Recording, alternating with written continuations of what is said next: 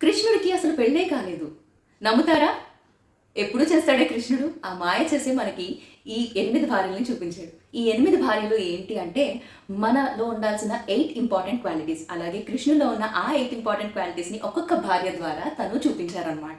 ఈ రుక్మిణీదేవిని ఏంటి అంటే సింప్లిసిటీ, హంబుల్‌నెస్, సెల్ఫ్‌లెస్ లవ్‌కి చూపిస్తే, సత్యభామాదేవిని వాలర్, విగర్, ఈగో, కోపం ఇట్లాంటి వాటికి చూపించారు. జాంబవతి ఎంతో శక్తిమంతురాలైన తండ్రి మాట జవదాటదు. కాళింది విరహ వేదన కోసం కాళిందిని చూపించారు.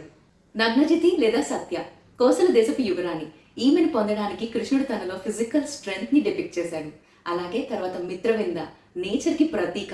సో ఆయనలో ఉన్న ఆ నేచర్ రిలేటెడ్ క్వాలిటీస్ అన్ని కూడా డిపిక్ట్ చేసి మిత్రవిందని పెళ్లి చేసుకున్నాడు. ఫ్యామిలీ రిలేషన్స్ ని, ఫ్యామిలీ బాండింగ్ ని డిపిక్ట్ చేయడానికి భద్రాన్ని చూపిస్తే, అలాగే తన ఫోకస్ ని, కాన్సన్ట్రేషన్ ని, అలాంటి మెంటల్ ఎబిలిటీస్ ని చూపించడం కోసం లక్ష్మణాన్ని డిపిక్ట్ చేశారు.